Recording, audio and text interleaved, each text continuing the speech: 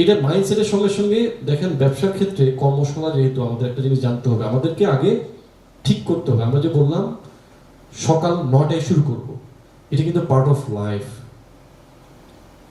আপনাকে discipline life হইতেই হবে, ইনডিসিপ্লিন হওয়ার কোনো সুযোগ নাই। আপনার জীবনকে উপভোগ করার জন্য আপনাকে ডিসিপ্লিন হইতে হবে। যেমন আমাদের কিন্তু 12টা মাস একটা বছরে, সে 12 মাসে কি আমার আনন্দ ফুর্তি করব নাকি আমরা কাজ করব? আমরা কিন্তু কাজকর্ম করবো। আমার কাজের একটা জায়গা থাকতে হবে, আমার সময় ব্যয় করতে হবে কাজ করে করে। এই মানসিক সেট আপ আমার থাকতে হবে। তাহলে সকাল আমরা যত আর্লি শুরু করব, আমাদের কাজ কিন্তু তত তাড়াতাড়ি শেষ হয়ে যাবে। আপনি 8টায় শুরু করেন, আমরা কাজ শুরু করে 8টায়, আমাদের কিন্তু দেখা যায় 3-4টার মধ্যে কাজ শেষ হয়ে যায়। এবং ওই কাজটাও যদি গুছিয়ে ফেলেন আপনি, শেষ হবেই। আপনি সব কাজটা একদিন শেষ করতে পারবেন না, তার শেষ করলে তারপরের দিন কি কাজ করবেন? সো এমন কাজ তৈরি করেন যেটা আপনাকে প্রতিদিন করতে হবে, প্রতিদিন নিয়ম মেনে করতে হবে। আমরা ছোট কোম্পানি, কর্পোরেটদের মতোই কিন্তু আমরা 5 দিনের কাজের প্রেশার রাখি, আরেকদিন একটু রিল্যাক্স রাখি, সুন্দর মতো কাজ করি। ওয়ার্ক লাইফ ব্যালেন্স করতে জানতে হবে। আপনাদের জীবনে যদি হ্যাপিনেস না থাকে, আপনারা কোনোদিনও আগাইতে পারবেন না। হ্যাপিনেস সবার আগে।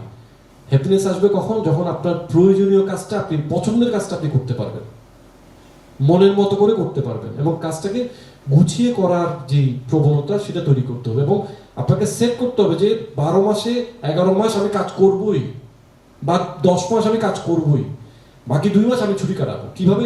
2 মাস একসঙ্গে ছুটি কাটাবেন না, ভেঙে ভেঙে ছুটি কাটাবেন। যার যার সামর্থ্য অনুযায়ী সে কাজ করে। কেউ যে একটা কাজে পড়ে যাবেন, সে দেশের মধ্যে ঘুরতে যাবেন, বন্ধুদের নিয়ে ঘুরতে যাবেন, পরিবার নিয়ে ঘুরতে যাবেন। এই যেমন কাজের পরে একটু খেলাধুলা করা, এগুলো করতেই হবে। এটা ম্যান্ডেটরি, এগুলো হচ্ছে একদম ম্যান্ডেটরি জিনিস। আমাদের লাইফটার, আমাদের সবার অনেক ধরনের সমস্যা থাকবে।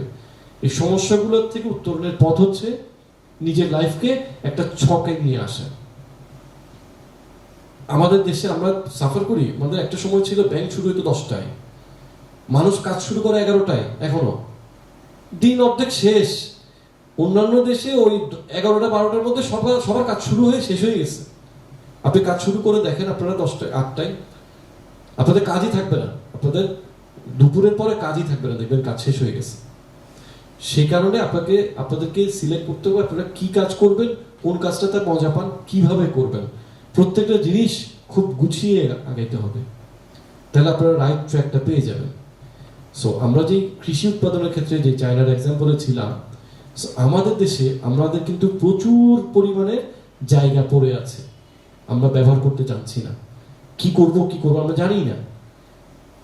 যেমন মরিচ উৎপাদনের ক্ষেত্রে যদি বলি, আমার কিছু ভিডিও আছে, এগুলো হয়তো আমি আরো পরে দেখাবো, বা আগে দেখেছেন হয়তো। বা একটা মরিচ উৎপাদন করতে সর্বোচ্চ খরচ হয় ওদের 4 টাকা, প্রতি কেজিতে 4 টাকা খরচ হয়। বিক্রি করতে পারে 25 টাকা ফিক্সড, 25-30 এর মধ্যেই থাকে, 20 থেকে 30 এর মধ্যেই থাকে। তাহলে তার কিন্তু যে ইনভেস্টমেন্ট আছে, সেই ইনভেস্টমেন্টের দ্বিগুণেরও বেশি সে প্রফিট করে, এবং 6 মাসের একটা ফলনের সাইকেল এটা।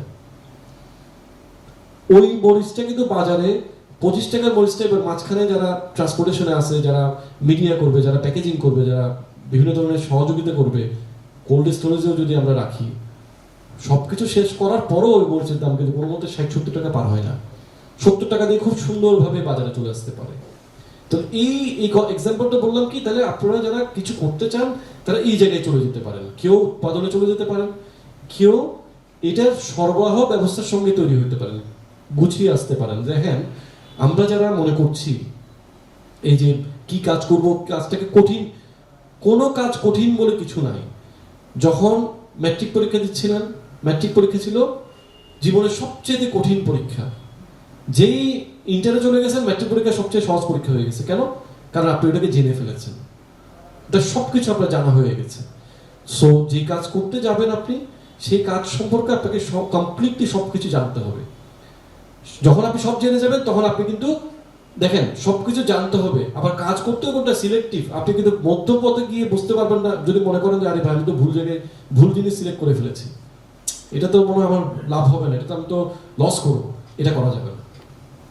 সেম ভাবে জার্মানরা, জাপানিজরা কি করে, যে কোনো কাজ করার আগে ওটার কাজের কমপ্লেক্সিটির উপর ডিপেন্ড করে, সেটা 5 দিনে শেষ করবে, 1 দিনে শেষ করবে, নাকি 1 বছরে করবে, 6 মাসে করবে। Complete plan, every single hour তাদের প্ল্যানের অন্তর্ভুক্ত হয়ে যায়। মানে এই যে কাজটা আমি শেষ করবো, ধরেন আমি একটা রাস্তা বানাবো, কিভাবে বানাবো, কতক্ষণে বানাবো, কতদিনে বানাবো, কি কি করণীয়, প্রত্যেকটা জিনিস তাদের লিখিত থাকে এবং প্রত্যেকটা যে যে কাজের সঙ্গে জড়িত থাকবে তাকে তারা সাইন করে দেয়, তুমি এই কাজ করবে, তুমি এই কাজ করবে, তোমার এই কাজের পরে ও কাজটা করবে। এই যে পরিকল্পনা করা is very important, very very important. আমাদের নলেজ থাকলে না আমরা পরিকল্পনা করতে পারবো। সো আমরা যদি সঠিক পরিকল্পনা করে কোনো কাজে যদি হাত দিই, সফলতা আমার আসবেই। সেম ভাবে এই যে কৃষি যেহেতু আমাদের ওভার পপুলেটেড কান্ট্রি, সো আমাদের এই জায়গাগুলো সবচেয়ে বেশি সম্ভাবনার জায়গা। এগ্রিটাকে কত বেশি আরো ইফেক্টিভ করা যায়, যেমন আমরা কেমিক্যাল ইউজ না করেও কিন্তু যেগুলো ক্ষতিকর হবে না, অর্গানিক ন্যাচারাল প্রাকৃতিকভাবে করা যায়, সেটাতেও আমরা মনোযোগ দিতে পারি। উৎপাদন, যেমন আনারসের ক্ষেত্রে একটা জিনিস দেখলাম, সেটা হচ্ছে 1.5 বছরের একটা উৎপাদন। এই আনারসে তারা ঠিক 1 বছর পরে একটা স্প্রে করে এবং তাদেরকে জিজ্ঞেস করলাম যে স্প্রে কি কোনো শরীরের অপকার করবে, কোনো হার্মফুল? বলছে না, এটা আমাদের একদম স্বাস্থ্য অধিদপ্তর থেকে পরীক্ষিত, এটা কোনো কিছু, এটা কোনো হরমোনও না, এটা কিছু না, এটা হচ্ছে এর যে আনারস যে উৎপাদন করছি আমরা, সেই আনারসের যতগুলো গাছ আছে প্রত্যেকটা ফলন যেন সম পরিমাণে হয়, প্রত্যেকটা 2.5 কেজি করে হবে। এই যে টেকনিকগুলা ভীষণ উপকারী, মানে 2.5 কেজি করে প্রত্যেকটা ফলন হওয়া, ওই ফলনের মধ্যে মানে কতটুকু দিচ্ছি, সেখান থেকে আমরা কি পাচ্ছি, এই যে এই বুদ্ধিটা, এই টেকনিকগুলো আমরা মিস করে যাচ্ছি।